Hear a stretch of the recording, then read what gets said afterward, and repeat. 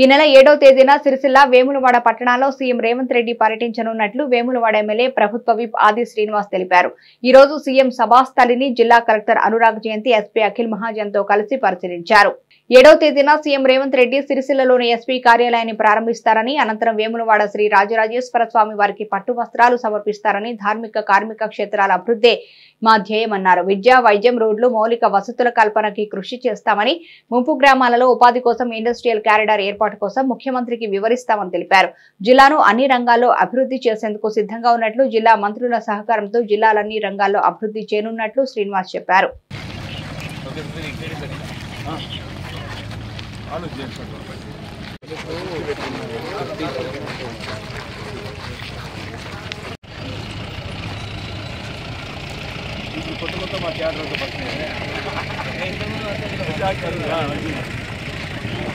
తెలంగాణ రాష్ట్ర గౌరవ ముఖ్యమంత్రి శ్రీ రేవంత్ రెడ్డి గారు 7వ తేదీన రాజన్న సిరిసిల్ల జిల్లా కేంద్రంతో పాటు వేములవాడలో జరుగుతున్నటువంటి మహాశివరాత్రి ఉత్సవాలు మొదటి రోజు నాడు కూడా వేములవాడకు వచ్చి స్వామివారిని దర్శించుకొని పట్టు వస్త్రాలు సమర్పించి ఇక్కడ ఒక బహిరంగ సభ ద్వారా ప్రజలను ఉద్దేశించి మాట్లాడేటువంటి కార్యక్రమం ఖరారు కాబట్టి జరిగింది. దానికి సంబంధించి రాజధాని సిరిసిల్ల జిల్లాలో ఉన్నటువంటి అధికారులతోని ఏ కార్యక్రమాలు పొందుపరచాలని చెప్పని ఒక నిర్ణయం తీసుకునేటువంటి కార్యక్రమంలో భాగంగా సభాస్థలిని పరిశీలించడానికి ఈరోజు మేము ఇక్కడికి రావడం జరిగింది. ఈ సభాస్థలిని పరిశీలించిన తదుపరి అధికార యంత్రాంగంతో కూర్చొని ఈ ప్రాంతంలో ప్రజలకు ఉపయోగపడేటువంటి కార్యక్రమాలు, ప్రధానంగా రాజన్న సిరిసిల్ల జిల్లా కేంద్రంలో ఇది కార్మిక ధార్మిక క్షేత్రంగా ఉన్నటువంటి పరిస్థితి.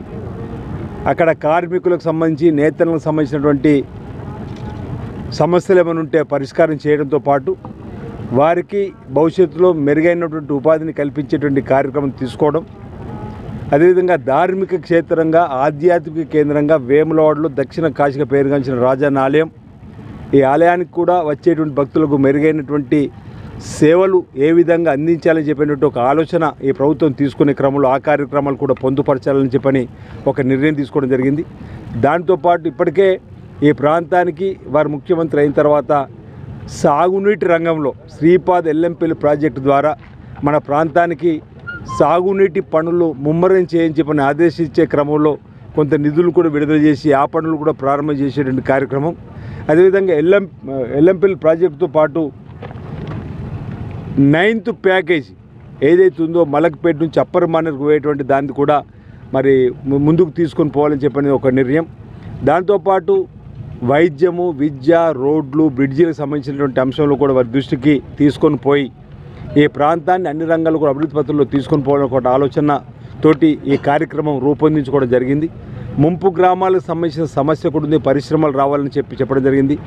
ఇందిరా ఇండ్లు అక్కడ అర్హుల వారికి ఇవ్వాలని చెప్పినది ఒకటి కూడా తీసుకోవడం జరిగింది. ప్రధానంగా రాజన్న సిరిసిల్ల జిల్లా అభివృద్ధిలో ముందుకు తీసుకొని పోవడానికి గౌరవ ముఖ్యమంత్రి రేవంత్ రెడ్డి గారి పర్యటన ఉపయోగపడుతుందని చెప్పని మేము భావిస్తున్నాం.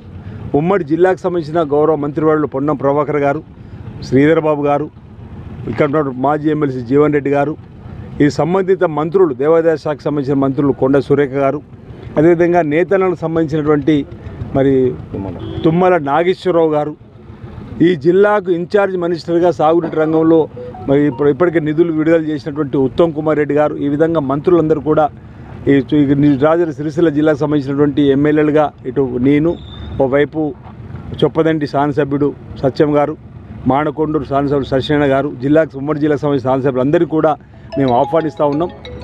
ఇది ఈ సమావేశం ద్వారా మన ప్రాంతంలో సమస్యల పరిష్కారానికి ఓ దోహదపడే వేదికగా అవుతుందని చెప్పిన ఓ ముఖ్యమంత్రి హోదాలో వస్తున్నప్పుడు ఈ జిల్లాకు సంబంధించిన పలు సమస్యలు వారి ముందు కూడా పెట్టడానికి మాకు అవకాశం ఉంటుందనే మాట ఈ సందర్భంగా తెలియజేస్తూ టెంటేటివ్గా వారి యొక్క ప్రోగ్రాం 7వ తేదీన ఉంది, ఖరారైందనే మాట ఈ సందర్భంగా చెప్తూ తదుపరి జిల్లా కలెక్టర్ గారు, ఇంకా ఉన్నతాధికారులు ఎస్పీ గారు, అధికారులు గారు point to point, minute to minute programme మరో 2 రోజుల్లో ఏమేమి ప్రోగ్రామ్ చేస్తామనేది అధికారికంగా మేము మీకు వెల్లడి చేస్తాం. ఏమేమి ప్రారంభోత్సవాలు ఉన్నాయి, ఏమేమి శంకుస్థాపనలు ఉన్నాయి, ఏమేమి నిధుల ద్వారా చేస్తున్నటువంటిది మీకు మినిట్ ప్రోగ్రామ్ 5వ తారీఖు సాయంత్రం లేదంటే 6వ తారీఖు నాడు మీ ద్వారా ప్రజలకు భక్తులకు అందజేస్తామని చెప్పి ఈ సందర్భంగా తెలియజేస్తా ఉన్నాం.